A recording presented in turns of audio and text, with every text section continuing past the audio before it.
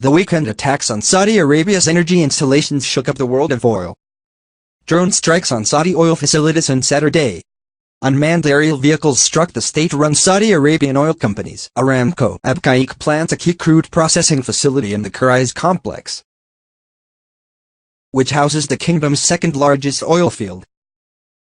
The Iran-backed Houthi rebels in neighboring Yemen, who have attacked Saudi targets in the past because of an ongoing conflict, claimed responsibility for the explosions. However, U.S. Secretary of State Michael Pompeo accused Iran directly for the assault. Massive supply disruption. The Abqaiq plant has a capacity to process approximately 7 million barrels of oil a day, or roughly 7% of the global crude volumes, while Khurais boasts of a daily production capacity of around 1.5 million barrels with estimated reserves of more than 20 billion barrels of oil. As a result, the strikes hit the Saudi energy infrastructure hard, cutting the kingdom's oil production by around 50%. This loss amounts to a staggering 5 million barrels of daily crude output, or 5% of the world's oil supply. Crude price soars is the extent of damage that it is touted as the single worst sudden disruption ever for the oil markets, surpassing the impact of the 1991 Persian Gulf War. Crude, the U.S. benchmark, is set to soar more than 10% when market opens on Monday, to around $60 a barrel. This will mark the sharpest daily price rise for the domestic benchmark grade since February 2016, putting the black gold at a 4-month high. Brent crude, the international standard, is on track for a similar price jump, rising to 4-month highs of around $67 a barrel. Boon for U.S. oil companies. While Saudi Arabia is expected to bring back a major portion of the suspended oil output within days, it will possibly require weeks to restore 100% production. In the meantime, there could be some windfall gains for the American shale players. To their advantage, the Abqaiq plant and the Khurais oil field under temporary suspensions process and produce a light oil comparable to the ones churned out by the U.S. shale companies. As it is, the upstream oil companies are best positioned to benefit from the oil surge. 5 shale producers and the Saudi Arabian supply shock has put the oil market in a fundamentally tight spot and is likely to breathe life back into the sector. Below we present 5 companies each focused on one or the other major oil-producing basins in the United States: Bakken, Eagle Ford, or the Permian, and carrying Zacks rank number 3 hold that investors should watch out for. These low-cost producers are expected to gain from the void in world supply on account of drone attacks on 2 Saudi Aramco oil facilities. You can see the complete list of today's Zacks number 1 rank strong buy stocks here. Investors should know that the Bakken and Eagle Ford, together with the Permian Basin, constitutes around 90% of total shale oil production domestically. In particular, the Permian shale play accounts for roughly 1/3 of the total U.S. oil output and is the dominant domestic growth area for offshore oil production. EOG Resources Incorporated ARG is the largest crude producer and acreage holder in the Eagle Ford Shale, boasting of more than 500,000 net acres.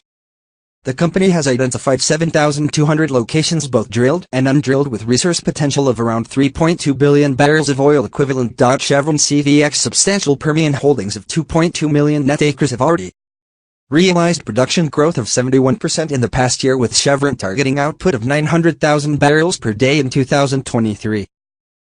Investors should also note that Chevron's Permian production of 421,000 barrels per day in the second quarter was up 55% from last year's corresponding period. Marathon Oil Corporation MRO has 145,000 net acres in the Eagle Ford.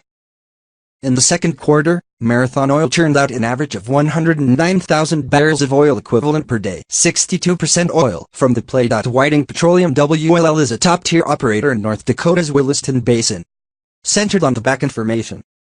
The company has over 470,000 net acres in the region, giving it drilling inventory of more than 20 years.